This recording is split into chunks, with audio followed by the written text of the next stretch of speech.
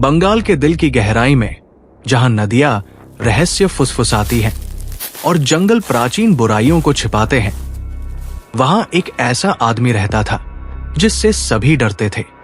उसका नाम था काला तांत्रिक, काले जादू का मास्टर, अंधेरे का सेवक। काला तांत्रिक कोई साधारण आदमी नहीं था। वो शक्ति चाहता था, एक ऐसी शक्ति जो खून, बलिदान और आतंक की मांग करती थी। उसका जादू मौत से प्रेरित था।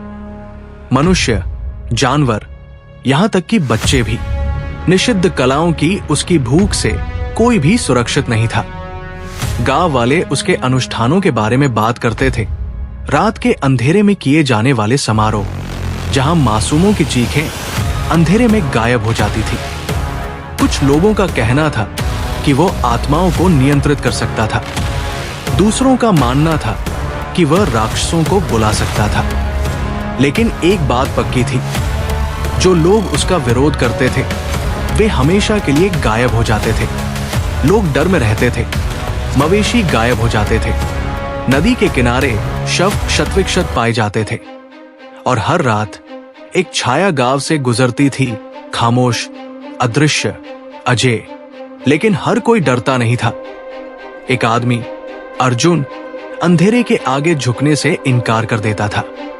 उसने अपने भाई को गायब होते देखा था, अपनी मां की चीखें सुनी थी और जानता था कि वो इस बुराई को चुनौती दिए बिना नहीं छोड़ सकता। अर्जुन जंगल में गहरे चला गया, केवल अपने विश्वास और गांव के पुजारी द्वारा आशीर्वादित एक पुराने ब्लेड के साथ। वहां शापित बरगद के पेड़ के नीचे उसने काल तांत्रिक को इंतजार करते हुए पाया। मुस्कुराते हुए काल तांत्रिक फुसफुसाते हुए आवाज में अस्वाभाविक रूप से गूंज, जो शुरू हो चुका है उसे तुम रोक नहीं सकते। आत्माएं और खून की मांग करती हैं और अब वे तुम्हारा खून मांगती है। एक ऐसी लड़ाई शुरू हुई जो पहले कभी नहीं हुई थी। हवा मंत्रों से भर गई, एक प्रकाश की, दूसरी अंधकार की। छायाएं मुड़ गई, आवाजें चीखने लगी और जंगल खुद ही बुराई से जीवंत हो उठा। लेकिन अर्जुन ने हिम्मत नहीं हारी। अपनी आखिरी ताकत के साथ उसने आशीर्वादित ब्लेड को तांत्रिक के दिल में घुसा दिया। एक बहरा करने वाली चीख ने रात को चीर दिया और फिर सन्नाटा। काल तांत्रिक की मृत्यु के साथ अंधकार दूर हो गया। गांव एक बार फिर सुरक्षित हो गया, लेकिन निशान अभी भी बचे हुए हैं। उसके नाम की फुसफुसाहट अभी भी हवा में गूंज रही थी।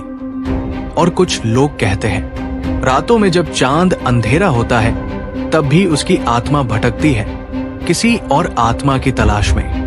बुराई कभी सच में नहीं मरती, ये केवल प्रतीक्षा करती है।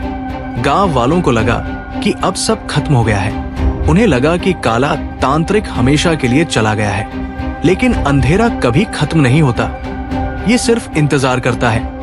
उसे नहीं पता था कि वो जंगल की ओर क्यों खिंची चली गई, नहीं उसके पैर उसकी मर्जी के बिना क्यों हिल रहे थे।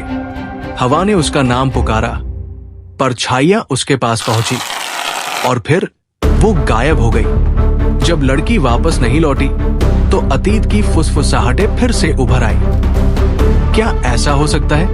क्या तांत्रिक का श्राप वाकई खत्म हो गया था, या उसकी आत्मा को कोई दूसरा रास्ता मिल गया था? अर्जुन जानता था कि बुराई अभी खत्म नहीं हुई है। उसने रात के अंधेरे में कुछ चीजें देखी थी। उन्हें महसूस किया था कुछ अधूरा, कुछ अभी भी भूखा। दृश्य, लड़की की तलाश।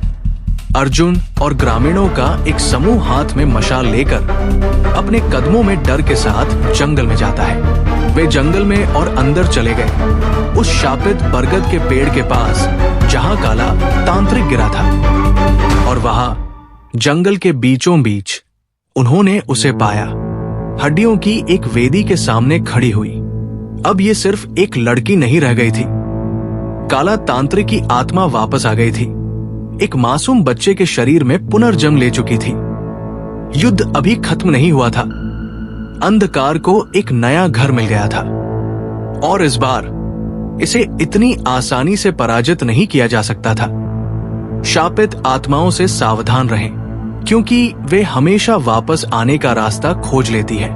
और भी भयानक कहानियों के लिए लाइक, शेयर और सब्सक्राइब करें। और याद रखें, कुछ बुराइयां कभी नहीं मरती। नो 2